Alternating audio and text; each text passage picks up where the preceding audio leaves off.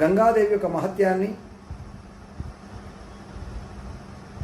పురాణాలలో చాలా చక్కగా వర్ణించడం జరిగింది. ముఖ్యంగా సీతాదేవి వనవాసానికి వెళ్ళేటప్పుడు గంగాదేవిని పూజించి ఆ గంగాదేవికి కూడా మొక్కులు చెల్లించుకొని తాను వనవాసం నుంచి తిరిగి వచ్చేటప్పుడు గంగోత్సవాన్ని మరి తప్పకుండా తాను ఆచరిస్తానని అక్కడ మొక్కులు చెల్లించుకొని గంగామాతను ధ్యానించినటువంటి పవిత్రమైన రోజుగా చెబుతూ ఉంటారు.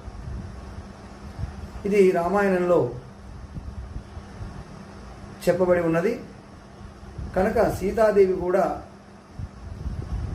ఆ యొక్క వనవాసానికి వెళ్ళే ముందు గంగామాతను పూజించినట్లుగా తాను తిరిగి వచ్చినప్పుడు గంగోత్సవాన్ని కూడా జరిపినట్లుగా రామాయణం ద్వారా మనకు తెలియజేస్తుంది.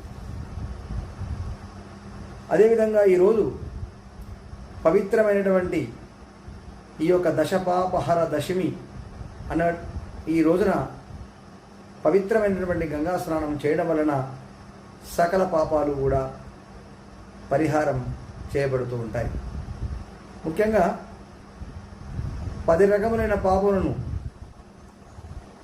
తొలగింపజేసుకున్నటకు ఈ యొక్క దశపాపహర దశమి రోజున పవిత్రమైన గంగా స్నానాన్ని చేస్తూ ఉండాలి. గంగాదేవిని పూజిస్తూ ఉండాలి. తీర్థ పూజ చేస్తూ ఉండాలి. అదేవిధంగా పలు రకములైనటువంటి గంగా స్తోత్రముల చేత ఆ యొక్క గంగామాతను పూజిస్తూ ఉండాలి. కనుక 10 రకములైనటువంటి పాపాలను విముక్తి చేసుకోవడానికి ఈ యొక్క దశపాపహర దశమి రోజున గంగా స్నానం తప్పనిసరిగా చేస్తూ ఉండాలి. మన అదృష్టం కొద్దీ మనం చేసినటువంటి పాపాలన్నీ కూడా విముక్తి కావడానికి పూర్వీకులు ఈ యొక్క శాస్త్రాల రూపంలో మనకు చాలా చక్కటి పరిహారాలను అందించి ఉన్నారు. అందులో ఈ యొక్క దశపాపహర దశమి చాలా విశిష్టమైనటువంటిది. మరి 10 రకములైనటువంటి పాపాలను నిత్య జీవితంలో మనం ప్రతి ఒక్కరూ కూడా చేస్తూ ఉంటారు. మరి అలాంటి పాపాలన్నీ కూడా తొలగింపజేసుకోవడానికి దశవిధములైనటువంటి పాపాలు ఏవైతే ఉన్నాయో అపాత్రదానం, పరుషంగా మాట్లాడడం, అబద్ధాలు ఆడడం, అసత్యం పలకడం, తర్వాత హింసించడం, ఇలాంటి 10 రకములైనటువంటి పాపాలు. అందులో శారీరకంగా, వాచికంగా, మానసికంగా అనగా శారీరకంగా చేసేటువంటి పాపాలు, మానసికంగా అయినటువంటి చేసేటువంటి పాపాలు, వాక్కుతో అనగా వాచికంగా చేసే పాపాలు 10 రకాలు ఉంటాయి. అలాంటి శారీరక, మానసిక, వాచికమైనటువంటి పాపాలను తొలగింపజేసుకోవడానికి ఈ యొక్క దశపాపహర దశమి రోజున తప్పనిసరిగా మరి గంగా స్నానం చేస్తూ ఉండాలి. ఆ విధంగా గంగా స్నానం చేయడం వలన మన జీవితంలో చేసినటువంటి సర్వ పాపాలన్నీ కూడా పరిహారం చేయబడుతూ ఉంటాయి, పరిహారం కాబడుతూ ఉంటాయి. కనుక తప్పనిసరిగా ప్రతి మానవుడు, ప్రతి వ్యక్తి రేపు వచ్చేటువంటి జ్యేష్ఠ శుద్ధ దశమి, దశపాపహర దశమి రోజున పవిత్రమైనటువంటి గంగా స్నానము చేయవలసిందిగా శాస్త్రాలన్నీ కూడా చెబుతూ ఉన్నాయి.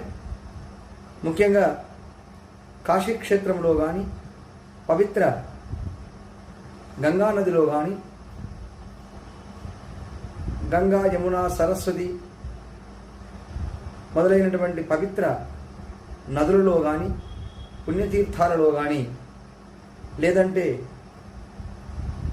ఏదైనా నదిలో కానీ, కాలువలో కానీ, చెరువులో కానీ, తుదకు మన యొక్క ఇంటి వద్ద ఉన్నటువంటి బావి వద్ద కానీ ఈ యొక్క గంగా స్తోత్రము పఠిస్తూ భక్తి శ్రద్ధల చేత స్నానం చేయడం వలన దశవిధములైనటువంటి పాపాలన్నీ కూడా తొలగించబడుతూ ఉంటాయి. అదేవిధంగా స్నానము చేయనప్పుడు సంకల్పం చేసుకోవడం అనేటువంటిది చాలా ముఖ్యమైనటువంటిది. అందువల్ల ప్రతి ఒక్కరూ కూడా ఈ యొక్క దశపాపహర దశమి రోజున ముందుగా సంకల్పం చేసుకోవాలి. ఏమని?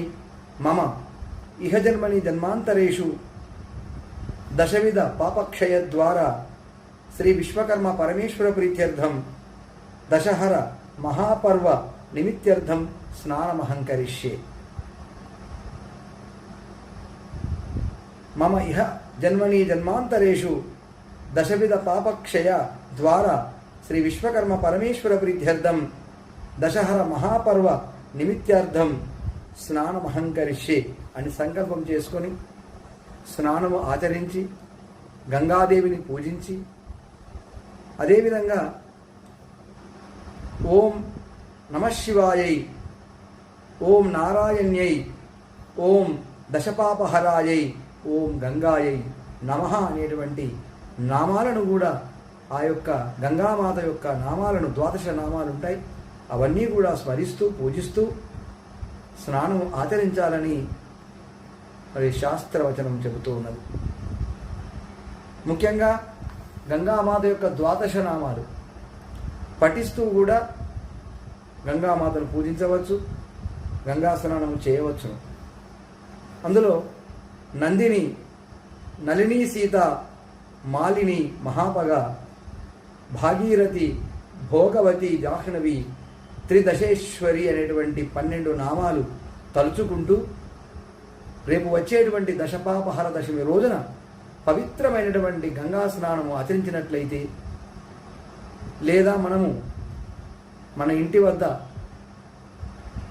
బావి వద్ద కానీ లేదా ఇతరత్ర జలవనరులు ఉన్న చోట మనము స్నానం ఆచరించేటప్పుడు ఈ యొక్క సంకల్పం చెప్పుకొని గంగామాత యొక్క ద్వాదశ నామాలను పఠిస్తూ స్నానం ఆచరించి పూజించినట్లయితే మనకు సకల విధములైనటువంటి పాపాలన్నీ కూడా పరిహారమై మనకు సకల శుభాలన్నీ కూడా కలుగుతూ ఉంటాయి.